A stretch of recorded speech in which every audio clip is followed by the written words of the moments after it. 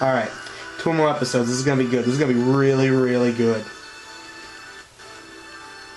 Hello, I'm the Media Wiz, because one art form wasn't enough. And on this MLP Monday, we're gonna have ourselves a little marathon of MLP fan goodness. Let's start with Epic Cupcake time. Epic Cupcake time is officially 127% cooler. Great writing, decent animation, good play on the characters with the Epic Mealtime characters, and with the sequels it adds continuity. And as for morality, screw it. It gets 2 Pinkie Pies for being extremely funny. So that means that Epic Cupcake time gets a 6 out of 6. Next up, Pony.Mauve. As for writing, the movie is basically 6 shorts rolled into one. The plot is very insane, but at the end it all really makes sense. Also, we're not spoiling it because really, you should just go watch it yourself. As for humor, Pony.Mauve is sort of like if you took MLP and Ren and Stimpy. I like both, so I enjoy it. If you're squeamish towards gross-out humor, you won't like it, but with that said, this is some of the best gross-out humor I've seen in a while. I think I'm having my period. Oh dear God, it got in my mouth! As for animation, it's made to look exaggerated and creatively weird style at the same time. As for the character parodies, they're genius. Twilight is a German mad scientist, Pinkie is basically Kesha, Spike is a stoner, Applejack's in a coma, Rarity's being held captive by Mexicans, Fluttershy's in the nut house, and Rainbow Dash is dead. Any more questions, smartass? As for continuity, the references are not just MLP canon, but other media as well. Game Grumps references, anybody? As for morality, nah, screw it, still gets a 6 out of 6. Next, Snowdrop. As for writing, the plot involves a small blind Pegasus named Snowdrop.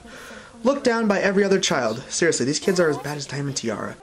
But eventually she creates a snowflake, and at Princess Gathering, Celestia and Luna think it's a good idea, and Snowdrop is praised. It's a little rushed, but the writing is pretty solid for the most part. As for animation, it's stiff in certain spots, but the animation is beautiful nonetheless. For characters, Snowdrop and her mom and princesses are in character, but everyone else are either dicks, idiots, or both. Well, I'm sick of waiting. Miss Windith is going to make some pony work with her again, isn't she? It's not like she can make anything when she can't see in front of her own hooves. It has to. Well, alright then. Be careful going home. I know you know your way, but the last blizzard of the year is always the worst. Seriously, lady? Okay.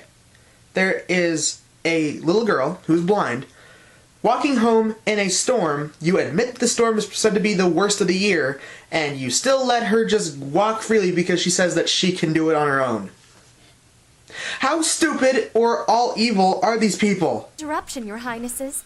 As for morality, the message of the Snowdrop is sappy, yes, but it's sincere at the same time. And doubt that.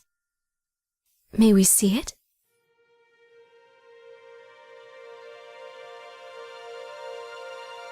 You brought snow? And just one little dot of it. Maybe she grabbed the wrong thing on her way here? Why would you bring snow to the spring sunrise? It's not snow. I made a star. A star? You can't make stars. It doesn't even look like one. Maybe it doesn't look like one, but it's still a star. It's a star for winter. I can't see what the stars look like up there. Just like I can't see what spring looks like. But I can hear it all, and I heard the snow twinkling just like the stars do every night. So, they should be able to grant wishes too, shouldn't they? As for continuity, it does add mythos to the world of Equestria, and if you look in the background you can see some G1 cameos. Now, that's pretty cool. So, Snowdrop gets a 4 out of 6. And now, we come to the one that lots love, lots hate. A lot of my fellow Brony reviewers are going to hate me for giving this a good review. Double Rainboom. Writing, the plot centers on Twilight making a potion that boosts strength, Dash takes it, and creates Double Rainboom. And it's so awesome it rips a hole into the fabric of space and time. And where does she end up? Just look. The city of Townsville is under attack! That's right. For those of you who wanted a Powerpuff Girls and My Little Pony crossover, you got it. But the girls go gaga over the pony, and Pinkie, using her ability to break the fourth wall, saves Dash, and we get the lesson. That pie helped.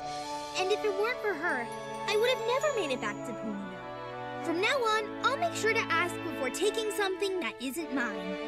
The plot is pretty interesting, and again, PPG and MLP crossover. Okay, you have to admit that that is cool. As for humor, the references are good enough to make me like it. Fluttershy, her ability to interact with animals?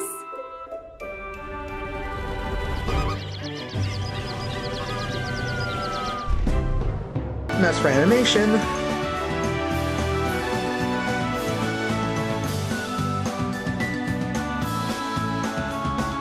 it's no surprise, it is amazing. As for characters, people seem to say that the ponies themselves are pretty flawed, but no, I don't think the ponies are the flawed ones in this one. The Powerpuff Girls are actually the more exaggerated ones here. The girls are made either extremely girly or straight up sadistic. No rush, girls. Let's give her a head start. Morality. The lesson is very tagged on. I mean, don't take things that don't belong to you. Seriously, that was the lesson we got. See guys, there was some stuff in Double Rainbow that I didn't like, so be cool. Wiz, do you realize that everyone on the internet now hates you? You're not helping. As for continuity, again, the references are good enough. So Double Rainbow gets a 5 out of 6. Alright, as for the next one, this one's gonna get me even more hatred, because I really don't like it. Friendship is Witchcraft. Wiz, you are a dead, dead man. Future Wiz, shut up. Alright, let's look at it. For writing, it's nothing really, it's just sort of a crappy abridged series. Oh, I'm sorry, parody series. Yeah, like this is even really a parody. Speaking of parody, on to humor, which comes to the biggest complaint. It's not funny! Seriously, this is like the Tim and Eric of MLP fan-related content. Running gags that they overuse are Disco Fever, using the word apple to censor, the main six having their elements of harmony switched, and the worst one of all, the wah-wah trumpet. Twilight's map was not a map. You gonna let her say that about your map, Commander? I'm so loyal. Match our hats. Oh, hey guys, here's a little fact. When it's not funny once, it's never gonna be funny. As for animation, they do use stock imagery, but for the animation that they do have new, it looks like MLP hentai games that Nate Talks to You would react to. With that said, the animation is pretty okay to look at. I mean, after all, it is the show, so I can give it half, I guess. For the character parodies, well, Twilight's an asshole who likes fanfiction. She likes books in the show, so she likes fanfiction in the parody? Applejack and Rarity are enemies because Rarity's a war veteran and Applejack is a war criminal. Rainbow Dash repeats Rainbow and Dash in her sentences a lot. Is that supposed to be making fun of how G3 Rainbow Dash always said Rainbow and Dash verbatim in her sentences? Cause if it is, give them credit, at least they did some homework. Fluttershy is an evil dictator.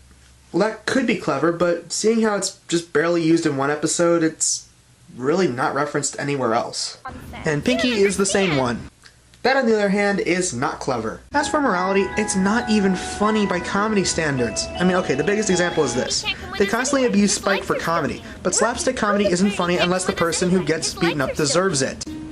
As for continuity, it's not even consistent. When episode Twilight tries to marry her brother... Yes, they really think that incest is hilarious. Congratulations, FIW, you've reached PewDiePie levels of unfunny. But with that said, FIW gets